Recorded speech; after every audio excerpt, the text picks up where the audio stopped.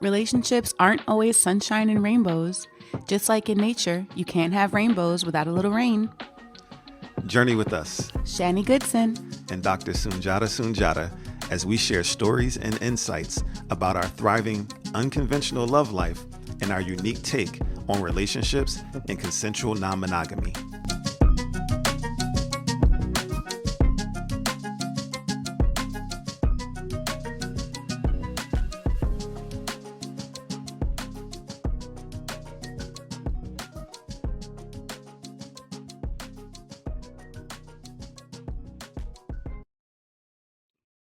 What's happening?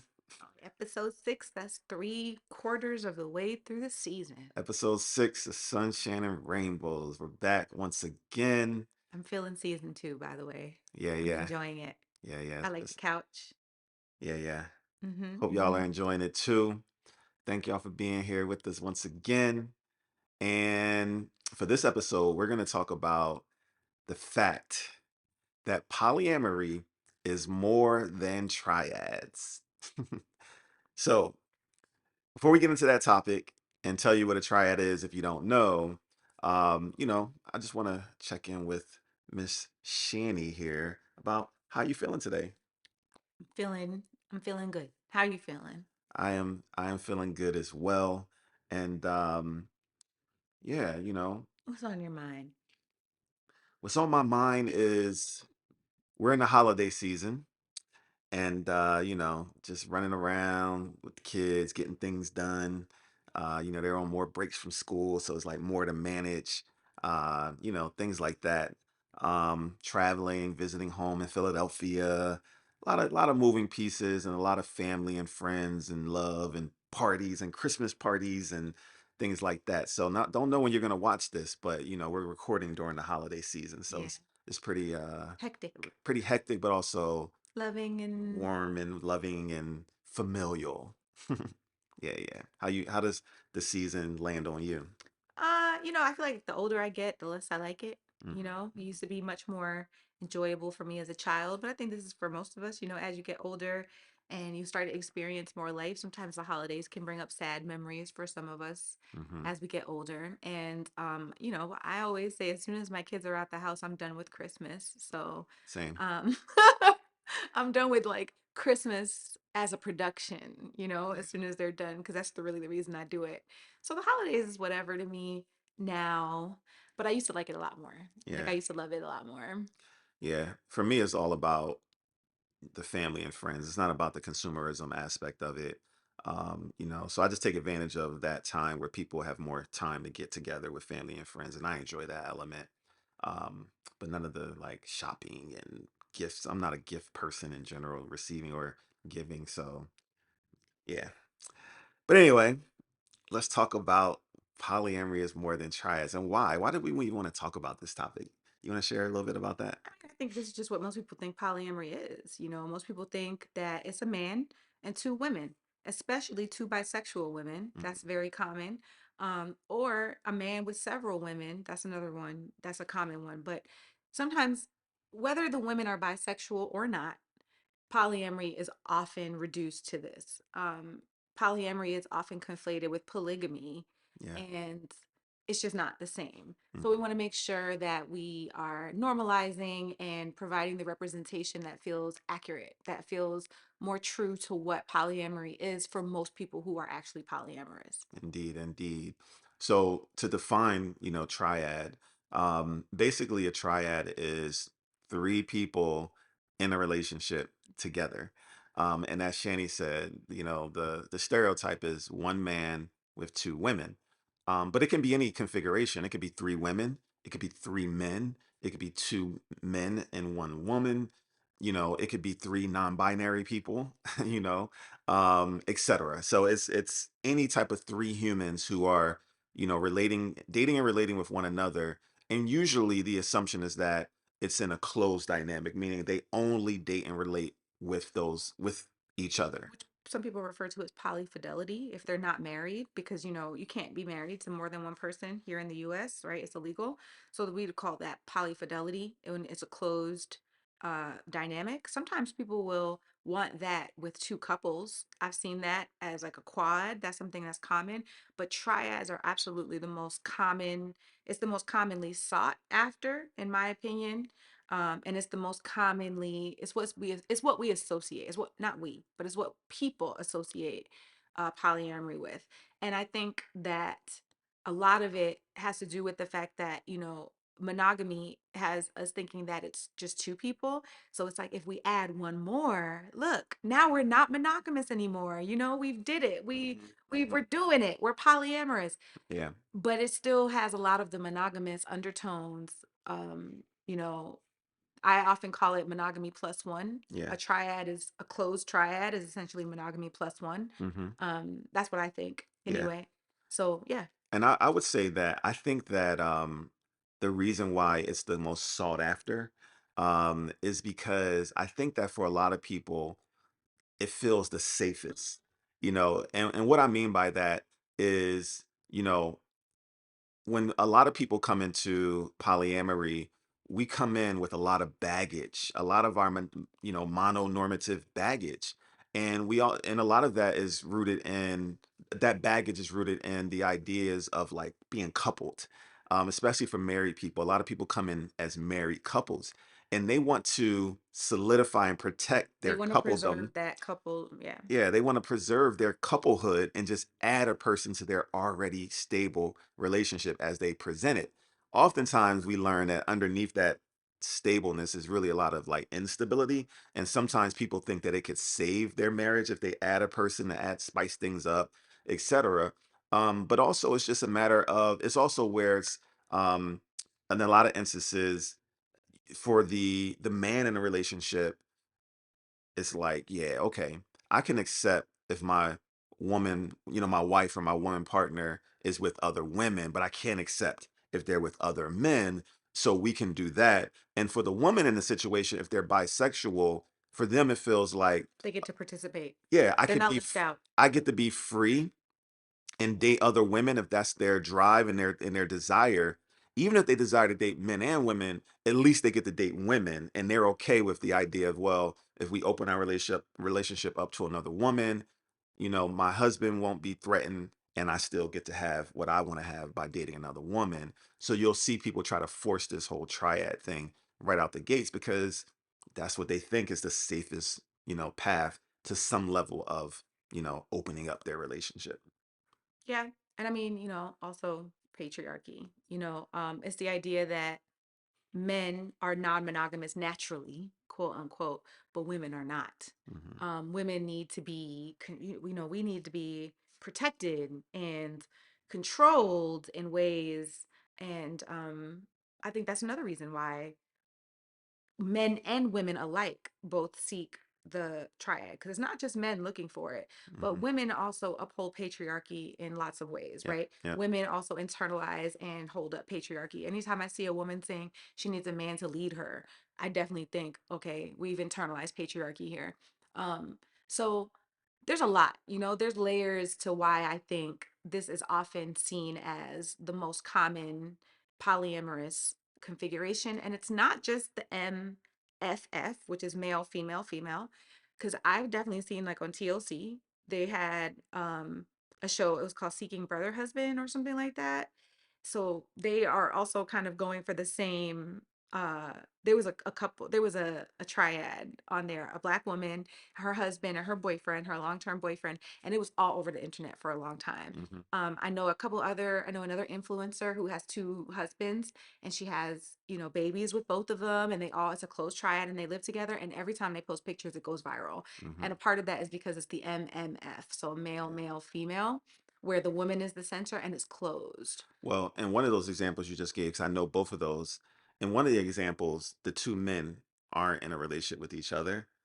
She's just the hinge. But in the other second one, the two men are bisexual men. Yes, but And we don't know how they interact. So we from what we know, from the information they give us, the men are bisexual, but whether they interact like separately without her, we don't know, right? And it's really none of our business, frankly, but hmm. we don't know what their situation is. So um yeah, you can have situations in both Yep. where the women are both bisexual or the women are not, Right. or you could have a situation where the men are both bisexual or the men are not. Yeah. But we still don't know what they're doing behind closed doors, you And know? I wanted to bring another element in too about the safety of like this being a good first step that a lot of people believe and why they go this route.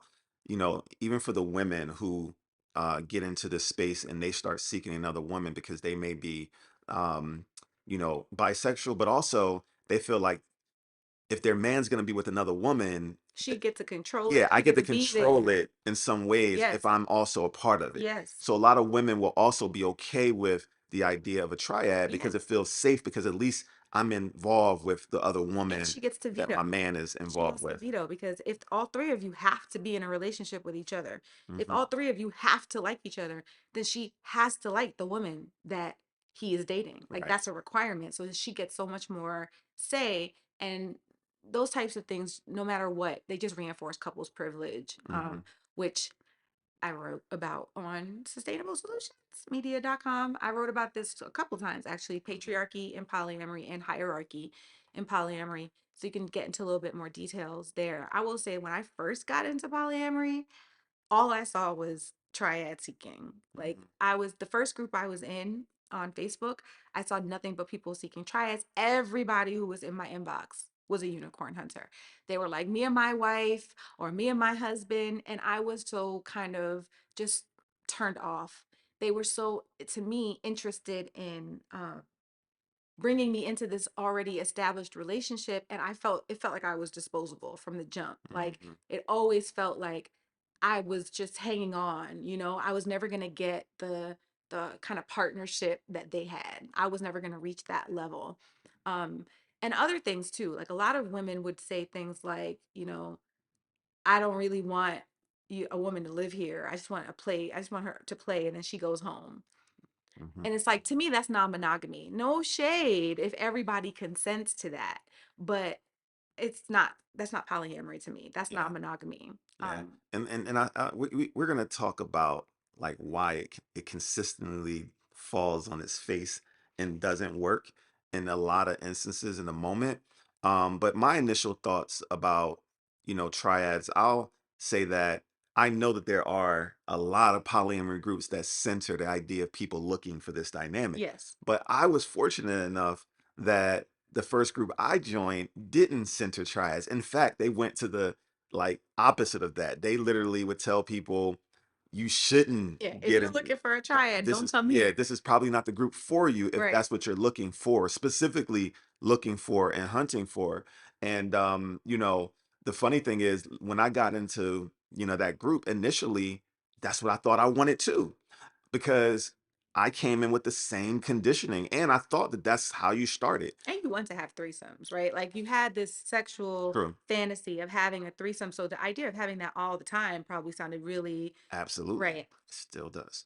Um, But so my initial thoughts, like I was dating a woman when I joined that group, and my initial post was of me and that woman. And I was like, you know, I did have enough wherewithal to say I'm open to like getting to know people separately or together in that initial post.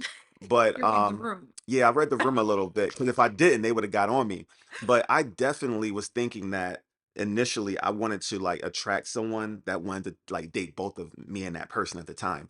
I definitely had that in mind because I too had the idea that one, yes, if you've watched previous episodes, you know what about my sexual fantasies around threesomes, but also, yeah, you know, the conditioning around that's what polyamory is. I also came into it thinking that until I got educated, you know, by being in that group, you know, starting to understand that there's way more than that. Yeah, I knew that's not what I wanted. Like I knew that from the beginning.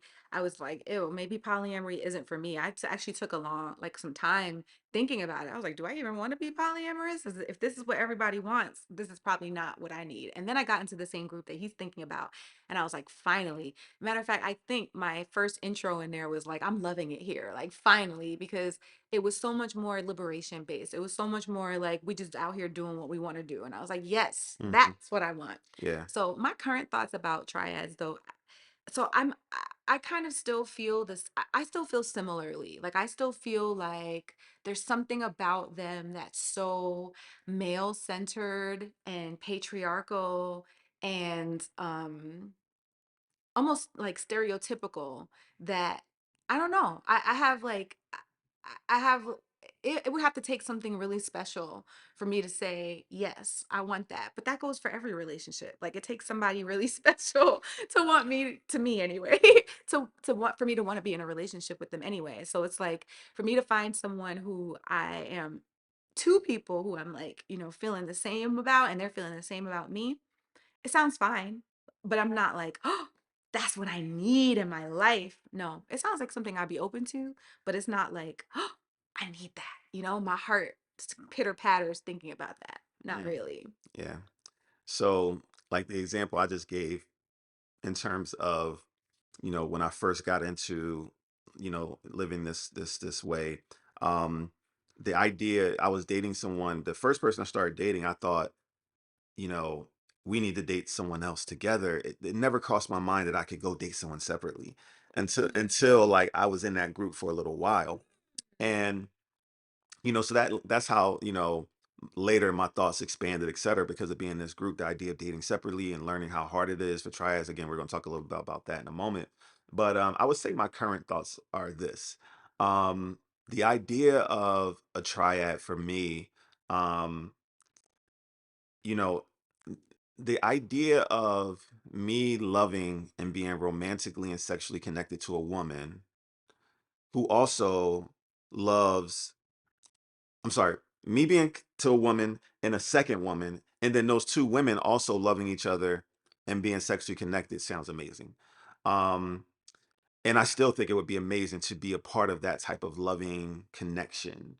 But my thoughts are, whereas before it was something I thought I needed to intentionally pursue, now it's like if it happens, it's gonna have to happen organically. And I'm here for it if it happens organically. It is something that I still would love. I do crave it. I will say that I do crave that type of vibe, that type of energy. I do. Because I think it would be amazing to experience. Um, but it's not something that I think, my current thoughts that are different from my previous thoughts is it's not something I think I need to make happen. Um, and also, when people think triad, most of the time they're thinking closed dynamics where it's just those three people. I would never do anything that's just anything. Like, I love and connect in a variety of different ways. So I don't even know if that happened, if it would even be called a triad because of the way that I move and being, that liberated love, style that I live.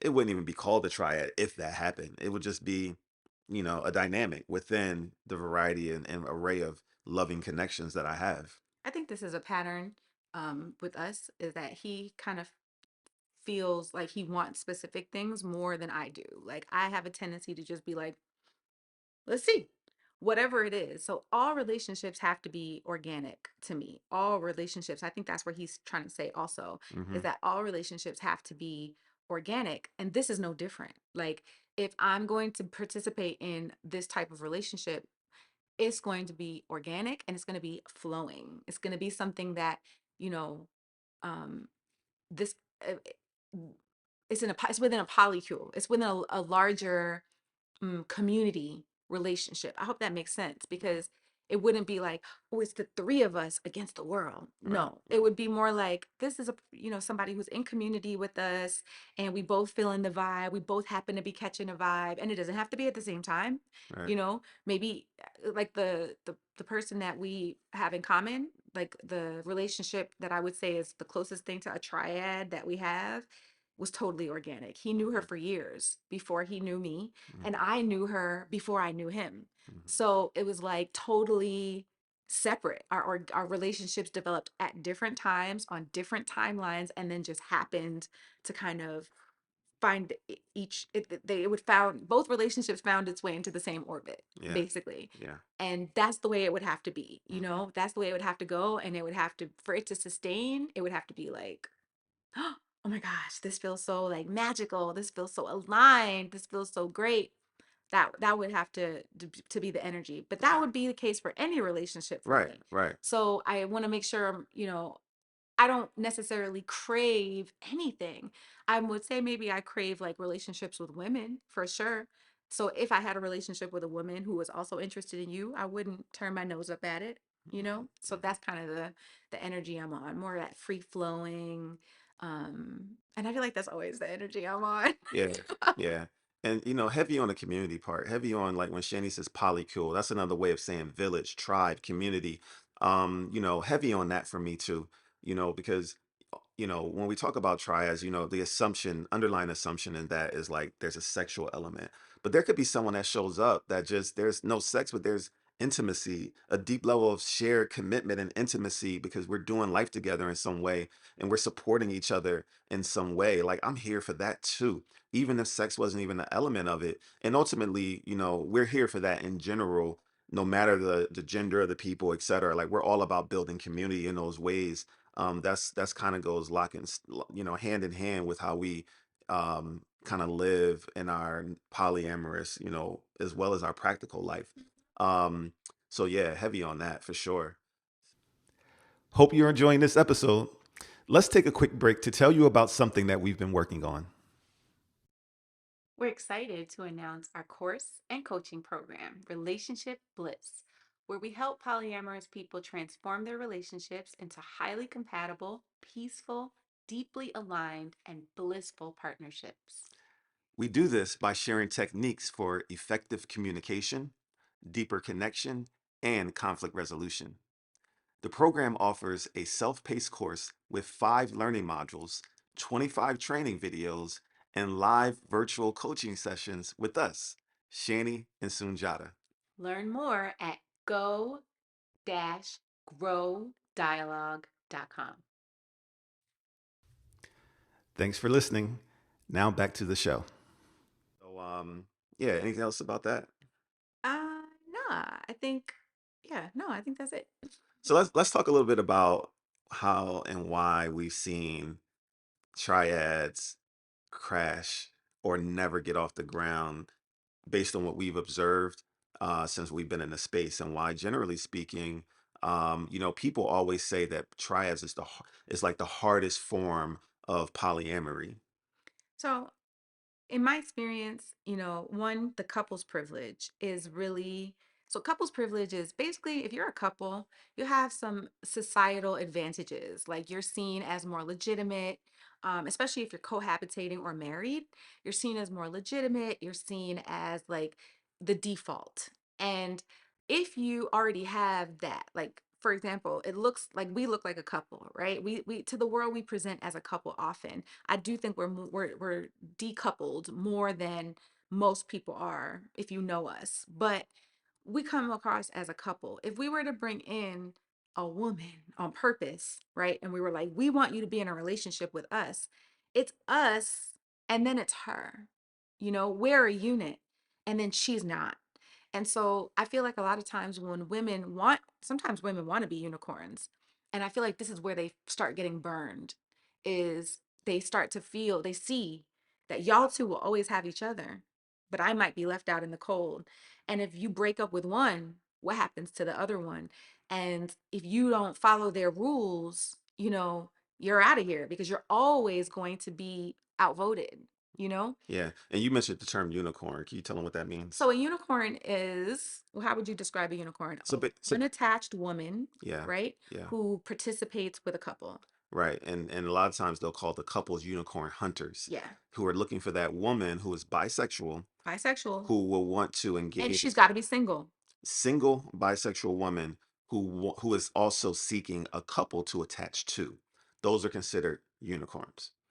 And so, And sometimes they unicorn hunt and will try to hunt people who don't want to be unicorns. yeah, And they'll try to convince them why they need to come into this relationship and all the things they're going to offer and kind of coerce a yeah, woman into being in a relationship with them. yeah. A lot of people will say unicorn hunters in like a negative way. They don't like unicorn hunters. They don't like unicorn hunting.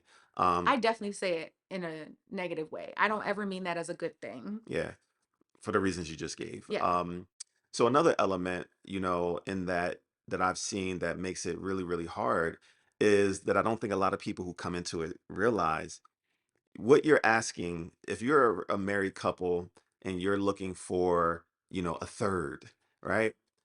What you're expecting to happen is that that woman is going to like both of you The the same amount, same way, at the same at time. the same rate. The Yep. feelings are going to develop at the same rate, Yep. at the same time. Yep. The attraction level is going to be equal. Yep. And they're assuming that all these things are just going to automatically line up. Like you can't even get that with one person. You can't even find, most people had struggled to find all of those things with Hmm. one person. Now you expect a woman to find all of those things with two people. It's It's mind, statistically yeah, not it's likely. so uncommon and really like very impossible and really, let's say, unsustainable, because some people kind of they force it, but ultimately I've seen very little, very few, if any, sustain over a long period of time. Because what ends up happening is those three people will start dating and relating, and it's fun and it's exciting and it's sexy to start.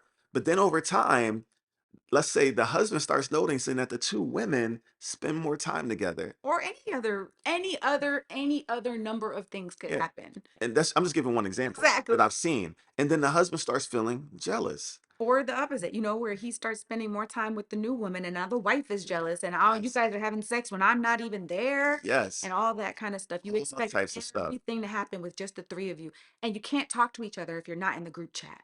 Don't go on a date if I'm not there, right? It starts to get very controlling, right? Very couple centric. Yeah, because then the married couple, the already established couple, one of the two will start feeling, They want to preserve their yeah, they'll start union. feeling, controlling, because they're like, hold on, I feel threatened, Yes. by this new person coming in. And now all of a sudden you all willy-nilly happy and excited. And this new person's giving you all this energy. And not me. And I'm not getting that same energy from the new Yes. person. So she's not right for us because Exactly. she only likes you, I not me. see this so It often. happens all the time. It crumbles, it crashes and burns. Like, You know how many anonymous posts I've seen talking about this in the poly groups online? It's yes. crazy how many It's like times you see this. clockwork, y'all. I've been in these groups for 7 years, and therefore, not just in the groups, but I also know people in real life now. And I've heard the stories, whether it's in the groups or talking to people in real life, and why these things really are just so unrealistic and they don't work. I'm not going to say never, Not right. because But I will say the ones that seem to sustain are the ones where the relationships develop organically, separately, yeah, and then you happen to find some way for y'all to vibe together. And it's not usually because you're trying. I'm gonna be yeah, real. Like, it's not because you're like, you come into it with the goal of it. Now, I'm not saying it can't work like that, but in my experience, it typically works better when you've got A, B, A, C, B, C. I'm talking about the relationships, right? If there's three people, A, B, and C, the relationship between A and B needs to be strong. The relationship between A and C needs to be strong. And the relationship between B and C needs to be strong. And then somehow y'all can all get to, you know what I mean? mhm, So it definitely takes yeah. organic and luck. I think some A luck. lot of luck. So there's this article You know, titled Why You Will Never Find Your Unicorn. I believe that's, it's or like your you'll triad. find your third or something Oh like yeah, that. something like that. And I mean, they statistically broke it down, Hmm. okay? Literally, like they took statistics. I think we should link it. We Should we should link link it. it? Yeah. They took statistics and explained how statistically unlikely it is for you to find this. And like I said, people struggle to find one person who they feel strongly connected with. Like Hmm. that tends to be a struggle for people. Now we're trying to add a third. Statistically, it's unlikely, y'all. Yeah. It just is. And here's the thing: even if you do see it happening, it's so unlikely that it's going to sustain. Check in a year, check in 2 years later, and see if that's still going. I can't even think of any right now in my mind that I know is still going. It might be, but I can't think of any right now that I know that's still going. You talking about To closed ones or triads at all? close ones, Oh, okay. I 2, 3, 4 years later. I know some closed triads that that last Okay. for sure. I definitely know of some closed triads who they doing their thing and they seem to be happy and they're doing what they want to do. But that's not what you know. The way they have different rules. Like Mhm. they operate a little differently. I think they operate more in a space that I couldn't operate. But I've definitely seen It's some like monogamy successful. plus one. Yeah. What about open triads, where it's like they're together and then they date other people? You see any of those? Can you We think of got it? one. I feel like that one counts for me. I think even if she was closer by, Hmm. we'd still be vibing. Yeah. Um, so do I know of any open triads? Yeah, I think I know of a few. I don't know if I necessarily would call them polyamorous though. They're more non-monogamous. Okay. So, but yeah, I would say I know of a few. And again, it's all organic, Yeah. like it happened organically. Yeah, just know that if you're watching this for the first time and that's something that you crave, tread lightly, be mindful of your couple's privilege. Be mindful. Like one of the things that I've noticed for people who really intentionally want to go after this, is that once they've crashed and burned in a triad type dynamic, they will really say, we need to do the work of decoupling their married relationship because that whole couple's privilege thing, man, it can really have a third person feeling like othered and Yes, feeling sidelined, sidelined, deprioritized, all yeah, of and that. threatened and like unstable. And there's a lot of work that goes into being able to cultivate that type of relationship that is so important that you're mindful of, how you're showing up.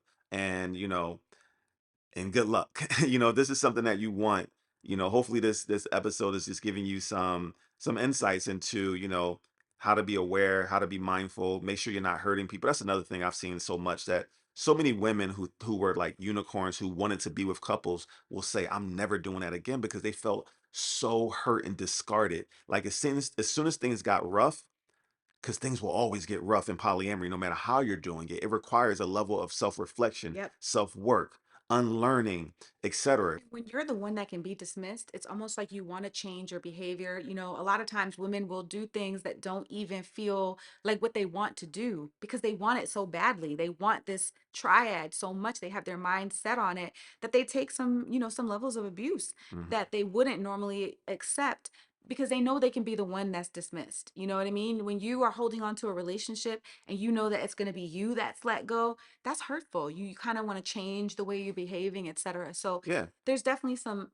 ethical issues yeah, involved when it comes to unicorn hunting, in my opinion. yeah. Because when the going gets rough, that married couple, they're gonna huddle up together and say, "Hold on, we got to do some more work. So sorry, we got to let you go." Mhm. Even if their intention is to do the work, a lot of times they're not doing the work with all three. They're doing the work as a Because they got to married preserve couple. their union, Yeah, and it's like nobody wants to feel like they're a piece of anything that can just be discarded and in it that way. happens so often that women come into the groups hurt and upset and crying and saying, excuse me, saying that they got discarded in those ways, and it's just not right. And So there's honestly nothing wrong. So I would say there's not really anything wrong with wanting a triad, but I think everybody should evaluate the reasons why they want a triad, Um, how much of what we want is based on control, is based on how we are trying to hold on to like a monogamous ideals. How much of that we should interrogate that. mhm, And I think when you learn that polyamory is more than triads, then you start to interrogate how much of you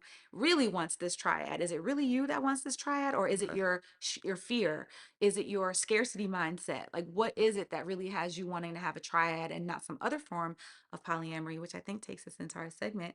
Because did y'all know that there's lots of other things you could do within polyamory that are not triads? yeah, yeah. Yeah, yes. Let's get into it. So, our segment for today is consensual non monogamy and polyamorous terms. So, we're going to introduce you all to three terms, and we may come up with some others in the conversation. But yeah, we're going to introduce you to three terms that we use to help, navigate this landscape of living, dating, and relating in a non monogamous and polyamorous context. First one being solo poly. Yeah, a lot of times people will say this when they're saying they're solo poly, meaning they're unattached, but that's not really what solo poly means. Interestingly, I don't really consider myself solo poly, and I kind of kept some space with Sunjata when I first noticed him because I thought he was. I thought he was more of a solo poly type of guy, and I'm not super. I don't mind dating people who consider themselves solo poly, but basically a solo poly person, they would say that their primary relationship is themselves. They're very into their individuality, their autonomy, and they don't typically want to cohabitate. Not typically, they don't. By definition, somebody who's solo poly is not going to cohabitate. They're not going to get married. They're going to stay off the relationship escalator. And it doesn't mean that they don't commit to relationships, but they don't enmesh. They don't intertwine their lives with other people very deeply. Mhm, mhm. And I learned, I think it was in your intro post when you were like, oh, I'm looking, I would want a nest. I was like, oh, you're not solo poly. Yeah, more interested, I'm a little more interested because I do like enmeshment in some ways, even if it's not cohabitation or marriage. I do like to feel I like that. I like the possibility of enmeshment. Yeah, yeah, and unfortunately, a lot of people use the term solo poly when they self-identify as polyamorous, but they're not dating someone at the time. They'll say, "Oh, I'm solo poly."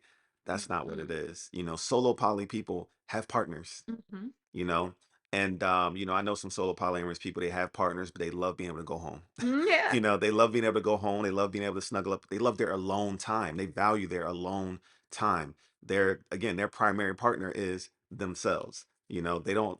So that's what solo polyamory means. Yeah. And a lot of times I also feel like people will say things like, I'm solo poly for now until I meet someone who I want. Mm, I feel like solo poly people are offended by that Mhm. because it's not a placeholder. For a lot of people, it is the way they want to live. Now, that doesn't say you can't evolve. You can always change your mind. If you've been solo poly for 10 years and you decide, you know what, I want to live with somebody, there's nothing wrong with evolving, but it's not a placeholder. It really is a way that people like to live. I would say relationship anarchy is um, kind of like akin to solo polyamory, but maybe more of a relationship philosophy, Mhm. more so than it is like a style.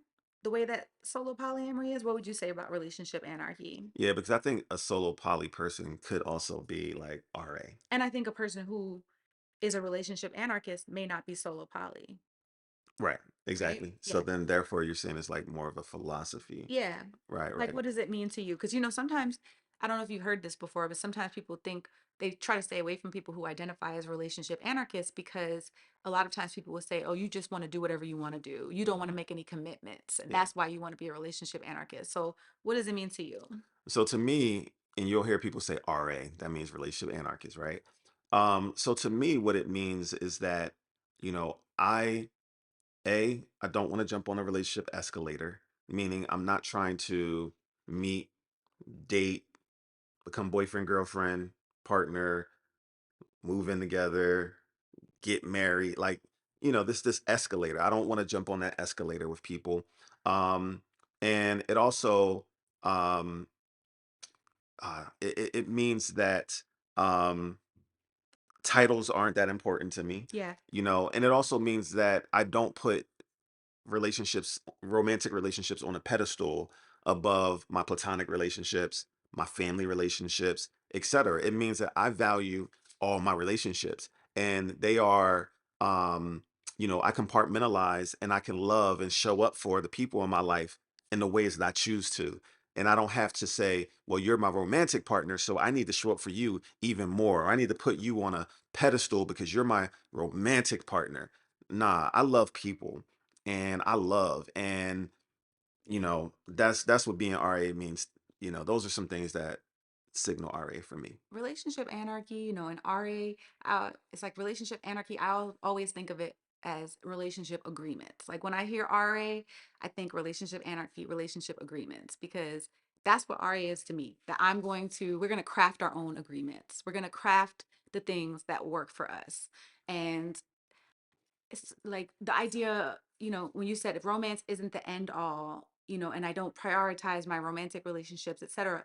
I'm not sure that applies to me necessarily. I do kind of prioritize romantic relationships in some ways, but I would say that each of my relationships has its own agreements. So like we're kind of just cobbling together what works for us. That's what relationship anarchy really is to me.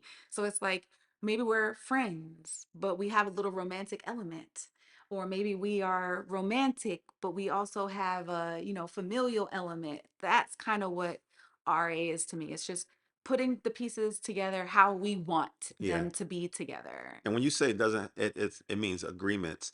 I believe what you're saying there is something that we both talk about often, is that one of the things we don't like about really jumping into the idea of like jumping on the escalator or taking on certain terms like boyfriend, girlfriend, or partner all willy nilly is because they come with all these like pre-downloaded assumptions of and Expectations. expectations of the way that we're supposed to show up in each other's lives. Yeah. So for me, that's another benefit of, setting that foundation, that I more so believe in the RA relationship anarchy philosophy, is because it allows me and someone else to start from scratch. Like, let's start from scratch. No assumptions, you know. We just relating, and then we're gonna see how we're gonna relate. As time passes, we're gonna see how we relate. We're gonna assess. We're gonna look at Yeah, patterns, and we're see gonna where we say, this is what naturally works for me. align. Yes. Where do we naturally align? And let's talk about it. Let's not assume anything based on your past relationships, based on movie, music, TV, all the things, religion, all the things that we've been indoctrinated with in terms of Y- the ways that we're supposed to show up Yes. in romantic relationships. That's all out the window. And just because that's what you used to have in your previous relationship doesn't mean that's what we're going to have here. We can have something totally new here that Mhm. works for both of us. And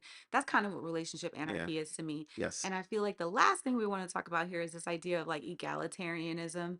Um, Egalitarian or relationships, egalitarian polyamory. so as opposed to like hierarchy, egalitarianism is more leaning toward like, so reason why I don't particularly love triads is because that's what it feels like, right? There's a hierarchy, and you you have your couple's privilege, and then you bring somebody else in, and now it's y'all, and this is hierarchy, and y'all got to put each other above everyone else. And egalitarian polyamory is not like that, right? It's more like you're attempting, as much as you can, because things like alignment and proximity and life enmeshment, all of those things are going to affect how you relate, but you treat your relationships equally as much as you can, right? You're not putting one person above the other. Nobody has the power to tell you what you can and cannot do in another relationship, or say, I don't like that person, so I think you need to stop talking to them. No, Mhm. like that's not part of egalitarian polyamory. Yeah, yeah. And that's very important to me. I don't like this idea of like, again, having a hierarchy that just because I've been with someone longer, they get to experience me in a certain way that someone else doesn't. None of that exists in a hierarchy. Like for me, I'm sorry, in an egalitarian polyamory, for me, it's all about alignment. Like I go to where the alignment leads. I go to how I'm feeling in the moment, in terms of how much time I'm spending with someone, the things I want to do with someone.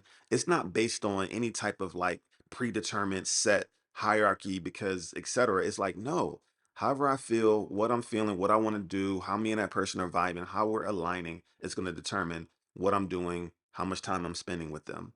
Not because of I've been with you longer or you're my primary partner and versus my secondary partner or anything like that. Yeah, so primary, secondary, all of those things are out of the window when it comes to egalitarian polyamory. We don't call each other primary partner. We Right. barely call each other partner, to be honest. So Mm-mm. like that, like he said, it's about the alignment, like where, and that can change, depending on where, how long, whatever's going on in our relationship, that can be in flux. Yeah. Sometimes I'm hanging out with this person more. Sometimes I'm hanging out with this person less, but it's not dependent on the structure of the relationship. It's more dependent on the relational aspects of it. Yeah. Yeah. And you'll hear us use partner like if I got to pick up her son from school, in the world, it's simple. I don't got time to break down the nuance of, how we engage. So because we do life together in that way, I will say my life partner. But if I'm talking to another polyamorous person, I'm not calling Shani my partner because there's so much more nuance in the ways that we show up that I want to be able to unpack and explain that also sets the stage for what me and this person's relationship can potentially be. Because we do not move like partners in a sense that most people do, where there's all this inherent hierarchy involved. So yeah. Yeah, there's no intentional hierarchy between us at all. And you Hmm. can read my article about this. By the way, I kind of explain the difference between inherent and intentional hierarchy. Hmm. There's no intentional hierarchy here. In fact, I think we try to find ways to break down the inherent hierarchy that sometimes shows up. Like I feel like we find ways to mitigate that as much as we can, Hmm. because we really want to practice egalitarian polyamory and relationship anarchy. So Indeed. yeah.